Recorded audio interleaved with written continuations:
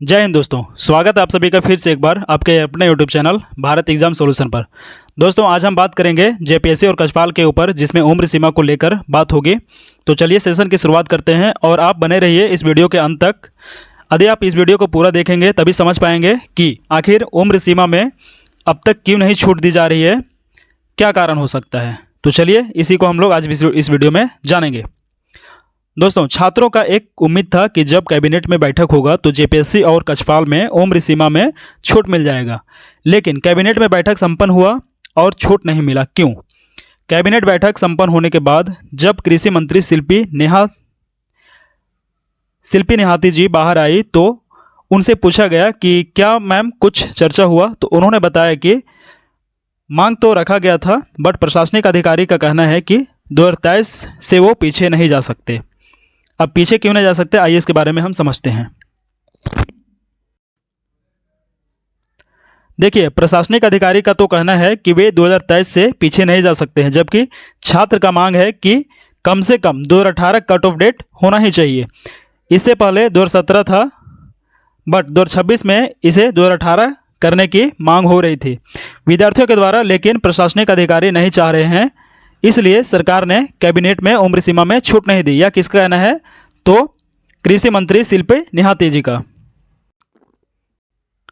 दोस्तों आप जरा सोचिए कि आपके पास मात्र एक सप्ताह का समय बचा हुआ है अंतिम एप्लीकेशन डेट के लिए, और कैबिनेट बैठक में तय नहीं हो पाया कि एज में रिलैक्सेशन छूट मिलना चाहिए या नहीं मिलना चाहिए, क्योंकि कुछ प्रशासनिक अधिकारियों का कहना है कि हम लोग मुख्यमंत्री और मंत्रिमंडल से ऊपर नहीं हैं। तो मैं ये पूछना चाहता हूं कि अगर कैबिनेट चाहे या मुख्यमंत्री चाहे तो क्या एज में छूट नहीं मिल सकता क्या? दोस्तों सच्चाई तो ये है कि इन लोगों की मिलीभगत है, मंशा कुछ और ही है। सरकार यदि चाह लेगी तो क्या एज में छूट नहीं मिल सकता है, लेकिन सरकार चाह ही नहीं रही है कि आपको एज में छूट मिले। दोस्तों अब हम थोड़ा बात कर लेते हैं कक्षपाल के ऊपर।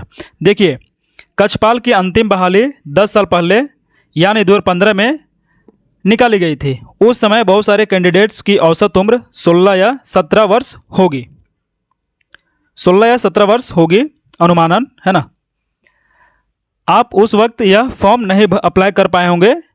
वही फॉर्म 10 साल बाद फिर से 2026 में आया है। तब तक आपका उम्र सीमा समाप्त हो चुका है। मतलब यहाँ साफ है, दिख रहा है कि आप अपने जीवन काल में यह फॉर्म भरने से वंचित रह गए। तो यह यहाँ पे देखने वाली बात है, जब यह फॉर्म आया था उसमें आपकी एज नहीं हो रही थी, जब यह फॉर्म आया तब तक आपकी एज निकल चुकी है।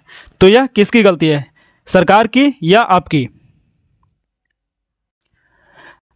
देखिए, एक टाइम वह भी था जब आपकी उम्र कम थी, दूसरी बार ये है कि आपकी उम्र निकल गई है। मतलब आप ये फॉर्म ये समझ लीजिए, ये कह लीजिए कि आसमान से गिरा खजूर पर अटका। मतलब आप ना इधर का रहे ना उधर का रहे। जब फर्स्ट टाइम फॉर्म आया था उसमें आपकी एज कम थी, जब दूसरी बार फॉर्म आया तब तक आपकी एज समाप्त हो चुकी है। यह कहना निंदनीय और विचारणीय है। जरा आप सोचिए, एक तो झारखंड में जल्दी वैकेंसी नहीं आता, और आता भी है तो कभी पोस्ट कम होता है तो कभी एग्ज़ाम कैंसिल हो जाता है। मतलब कुछ ना कुछ पेचीदा लगा रहता है। विद्यार्थी कभी कम एज के कारण तो कभी ज़्यादा एज के कारण फॉर्म नहीं भर पाते और उनका एज निकल जाता है। ऐसे ही दोस्तों यही समय है आवाज़ उठाने की, वरना पछताने के सिवा कुछ नहीं मिलेगा। आप लोगों ने नोटिस किया होगा कि आंदोलन के नाम पे थोड़ा बहुत हजारीबाग रांची में भीड़ होता है, उसके बाद सभी लोग शांत लगा देते हैं। इस तरह से कुछ नहीं होने वाला है। अब समय आ गया है कुछ बड़ा करने का, तभी आप अपने हक से और आपका जो हक है उसको आप जीत पाएंगे। अब हम बात करते हैं थोड़ा सा दरोगा के ऊपर।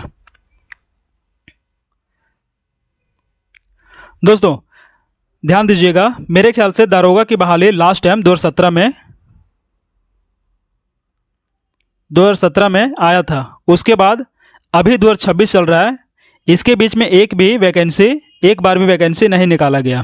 मतलब इसमें भी वही कंडीशन है, उस समय आपका एज कम था और अभी आया तो नहीं है, लेकिन जब आएगा तब तक आपका एज फिर से क्रॉस हो चुका होगा।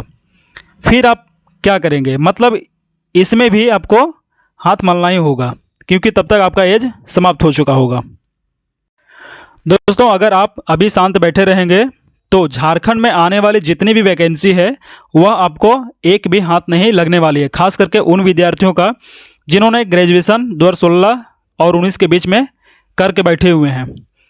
सभी वैकेंसी एक एक करके आएगा और आपके हाथों से निकलता चला जाएगा, कभी एज के कारण तो कभी एजुकेशन के कारण तो कभी पोस्ट कम के कारण। तो देखिए यह जो है यही झारखंड का भी चल रहा है, बाकी बात आप देखिए क्या हो रहा है ना। तो दोस्तों आज का वीडियो यहीं समाप्त करते हैं। उम्मीद करते हैं छोटा सा जानकारी जो है आपको पसंद आया होगा।